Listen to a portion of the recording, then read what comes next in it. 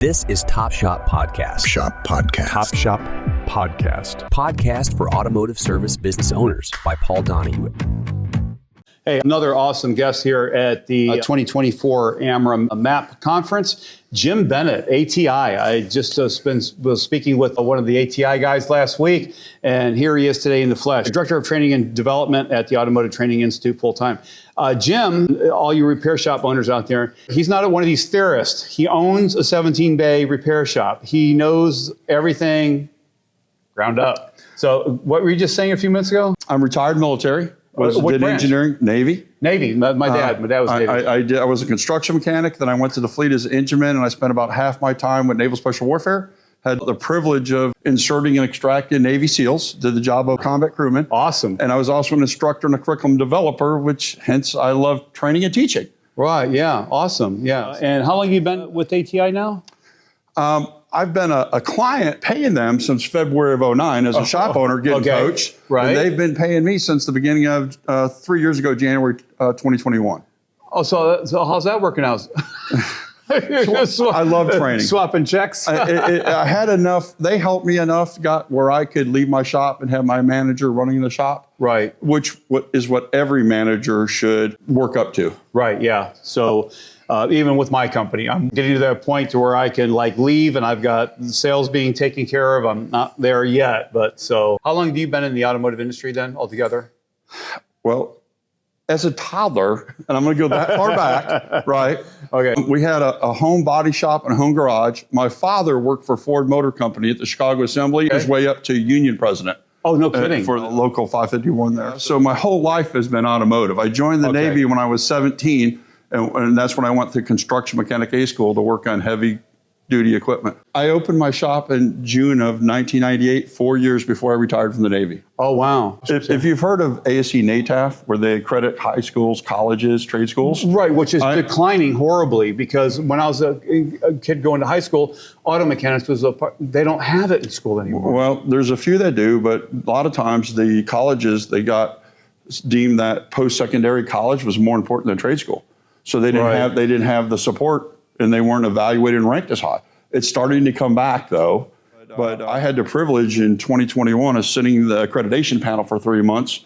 I was one of the 10 experts that was there every month or every week for 3 months to help rewrite and update all the current ASE NATAF accreditation standards that the colleges and trade schools have to meet to keep their accreditation. Wow, okay. And awesome. I was also a beta tester on the ASE recertification app that rolled out in 19. So I really support MAP. I support ASE. It's all about, like you mentioned, those different verified, credible certifications and accreditations that show that a shop has that trust, that consistency, that professionalism. Okay, awesome. If you ever need auto repair in Norfolk, Virginia, go see Jim. All right, so I got a couple questions here. How is your company addressing the challenges of supply chain disruptions and ensuring a consistent supply of quality parts for independent auto repair shops? Well, you'd have to not be alive and awake to know this has been a concern. Right. And it's gotten a little better, but not that much better. There's still delays. Yep. What ATI has developed is what they call driven advantage. Right. Which is kind of like the Amazon of the automotive world. Okay. And there are very competitive and hundreds, over 100,000 and growing every day of different SKUs for common stuff that are many certified deals. Yeah, 100,000 different and growing. And where we can get stuff sent right to our shop, and many of them are certified deals you can't find anywhere else for a better deal. Yeah, it's so rare to have someone like Jim because he's with ATI, but he's a shop owner. So I'm also, for the Hampton Roads area, the Napa Auto Care Business Development Group president. Okay. And I'm on the Virginia Automotive Association Board of Directors. And so that worked pretty well. All right, so the next question, technology and training support. What investments is ATI making in terms of technology and training programs to help repair shops stay current with rapidly evolving automotive technologies like the electric and the autonomous vehicles? Well, I'm here with ATI paying for my travel for the Motors Assurance Program Technical Conference, which we get to hear from leading experts. There's times I do presentations, and I gain a lot of information from others doing presentations, and I'm staying for the MAX Mobile Air Conditioning Conference. Okay. So ATA definitely practice what they preach, and they invest in instructors. have, like, for example, you mentioned ADAS. I'm L4 certified. I was one of the first when they had the beta test through ASE, and I've written an ADAS course. Okay. I've got You've written it. I've written it for Automotive Training Institute. Okay. And I've also, in my shop, we have all the targets and do ADAS calibrations. Okay, in your shop. Okay, awesome. Are there any specific tools, resources, or partnerships that you offer to independent repair shops to enhance their diagnostic repair capability? ATI has many vendor partners. Right. Okay. That have diagnostic equipment. And one of the things I really enjoy about ATI and about my job there is being a shop owner and working with shop owners. I'm not limited to a certain brand or manufacturer. So for when I wrote lab scope classes, right, we have a separate one on Altel, separate one on Picoscope, second one on Snap-on. Okay. And I own all those and I use those, so I'm familiar with them. And even when I do diagnostic training, right, I'll remote into a shop scanner and we'll diagnose a vehicle together and I'll display it on screen I've never seen before. Wow. So I like real world case studies that you've never seen. That's cool, but you'll remote in and do that. I teach them how to do that on their own scanner, so their lead tech or owner that can't leave can send their apprentice on the road, and the apprentice focuses on driving and doesn't look at the scanner, and they can watch it and record it remotely, right, and control the scanner. So for those that, you'd have to be under a rock not to know what the ATI is, Automotive Training Institute. How long has the ATI been around now? Over 30 years. Over 30 years. One of the industry leaders. AutomotiveTrainingInstitute.com. Go to the website. It's one of the leading training organizations. Everything we have is AMI accredited. Right. Everything is AMI accredited. So. And we have an apprentice plan as well. Okay. For the biggest part, we train the trainers first. So technician mentors, we train them. Okay. And many automotive technicians, you've probably heard in any shop, don't let that technician talk to the customer because they've only been trained on technical. They've never had soft skill training. That's right. We do that. Oh, okay. So there's no such thing as a natural born leader. Leadership, only 25% they figure is genetic. The majority is through training experiences. We get them that training and experience. Awesome. Okay. How is ATI adapting to and supporting repair shops in meeting the increasingly stringent environmental regulations such as emission standards and disposal of hazardous materials? Well, here at the Motorist Assurance Program Technical Conference, a member that's been here for a long time, right, we partner with organizations like that to help educate our members, as well as a lot of that in our training that I develop. Right. We reference a lot of EPA.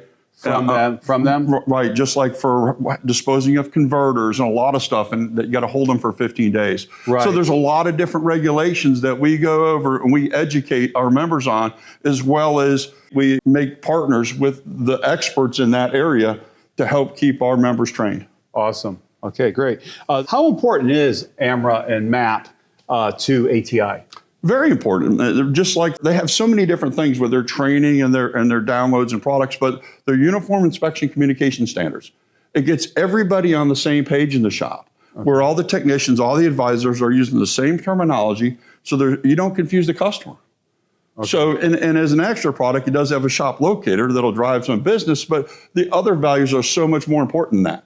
That will help just more professional and keep you out of trouble. That's hard. I've also been an expert witness for court for over 20 years. Okay. And I've seen for large groups, Firestone, many others, and Chrysler Corporation, I've seen often a shop do nothing wrong, but they didn't do enough right and it got them in trouble. Wow. So things like the uniform inspection communication standards with MAP AMRA, those are the kind of things where you can do more right and reduce your liability. Awesome. Okay. And how does MAP help build trust with your customers? Big thing is the consistent communications and educating them. Yep. It educates the customers, and the consistent communication are key.